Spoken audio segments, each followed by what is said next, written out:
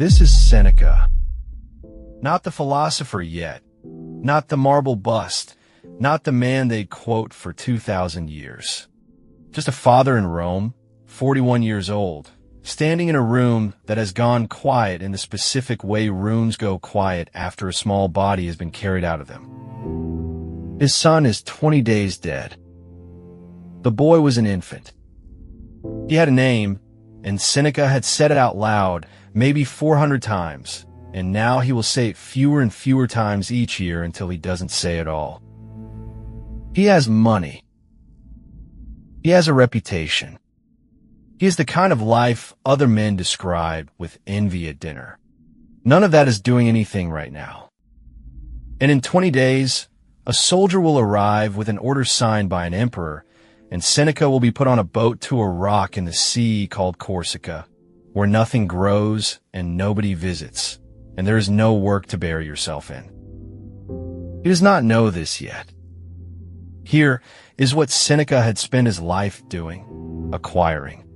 Not just money, though there is a staggering amount of it, estates, vineyards, loans out across 3 provinces.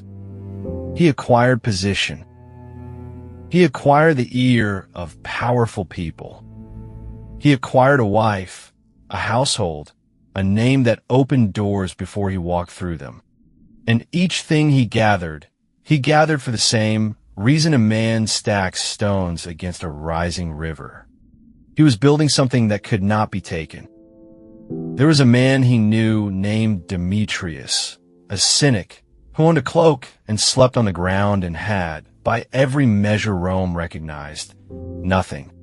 Seneca wrote about him with a kind of embarrassed awe, because Demetrius could not be threatened. There was no lever to pull.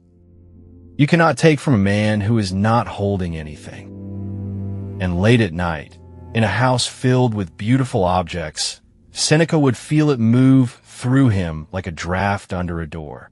The question he could never quite finish asking, because finishing it would cost him everything he had arranged. Was ever really yours? He would push it down. He would go back to sleep. He would acquire more. He started with his voice. That was the first thing he learned would buy him rooms he had no birthright to enter. A provincial boy from Cordoba, standing in a Roman court, arranging his sentences the way other men arranged troops, and watching senators lean forward. The applause was real. He went home and could not sleep, replaying the parts where they went quiet. So he did it again. And again. And the rooms got better. By his 30s, he was the most quoted man in the city, and Caligula, who fancied himself a stylist, heard one of his speeches and ordered him killed for the crime of being better at words. The sentence was reversed only because a woman close to the emperor mentioned that Seneca was consumptive and would be dead within a year anyway. Not mercy. Bookkeeping. He survived because he was judged not worth the effort of murdering. Sit with that for a moment. The thing he had spent 20 years building, the voice, the fame, the reputation that filled rooms, that was the thing that nearly ended him. And what saved him was the one possession he'd never wanted, a weak pair of lungs. He did not draw the obvious conclusion. He bought more. Estates, vineyards, tables of citrus wood with ivory legs, so many that men joked about them. Money lent out at interest across the empire. A house where the water arrived warm.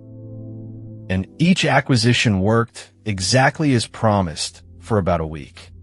Then the floor of it dropped out and he was standing in the same place, wanting the next thing, running the same arithmetic he'd run at 20. He was becoming the richest man in Rome, and he could not have told you what he owned that he would still own in 10 years. Was ever really yours? Then came the boy. Nero was 16 when Seneca was handed the shaping of him, and for a few years it looked like the thing philosophy had been waiting 800 years to do, a mind trained by a Stoic sitting on the throne of the world. Seneca wrote the speeches. He softened the edicts. When the emperor wanted a man dead, Seneca sometimes talked him out of it and walked home at night believing he had bought a life with an argument. Then Nero murdered his own mother, and it was Seneca who sat down and composed a letter to the Senate explaining why she had deserved it. He signed his name to a sentence he did not believe. He was, at that moment, the most powerful private citizen in Rome. 300 million sesterces. Gardens outside the city walls. And a phrase in his own handwriting, being read aloud in a chamber full of men who knew he was lying and who applauded. Understand what the cost looks like from the inside. It does not look like ruin. It looks like a very full calendar. Friends he had stopped writing to, because there was no hour left in the day that wasn't owed to someone. A wife he saw at dinner and did not talk to. Whole years he could not account for afterward.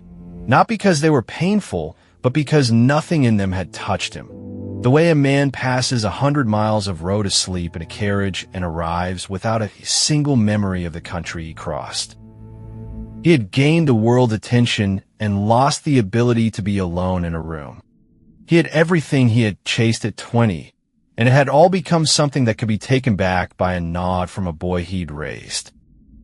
Was ever really yours? On the island, there was a man who kept goats on the eastern slope, where the wind comes off the water and nothing grows tall enough to hide behind. He owned 4 animals, a knife, a wool cloak, and a stone hut with a roof he repaired himself each spring. Seneca had watched him from a distance for weeks before they ever spoke. Put the 2 lives beside each other and see what actually happened. Seneca had owned villas he had never slept in. The goatherd knew every crack in one wall. Seneca had been carried through Rome in a litter, past crowds who wanted something from him, and could not remember arriving. The goatherd walked the same path down to the shore every morning and knew where the loose rock was. Seneca had a wife whose face he saw at dinner. The goatherd sat with his in the doorway at dusk and said nothing for an hour, and neither of them found it strange. And here is the part that should frighten you. If Nero had turned his hand toward that hut, if the soldiers had come up the eastern slope and taken the goats, the knife, the cloak, the roof, the man would have lost less than Seneca lost by simply being asked to leave the city. Because the goatherd had never once mistaken what he held for what he was. He had the same things a man has. He just hadn't signed his name to them. Seneca had spent 40 years accumulating a life so heavy that a single word from a boy could tip it over, and the man on the slope with 4 goats had something that could not be tipped because he had never picked it up as though it belonged to him. What was ever really yours? I stopped him on the path the 3rd morning. I asked how a man loses everything and doesn't seem to notice he's lost it. He was untangling a leather cord. He didn't look up. He said, "I never counted them as mine." That was all.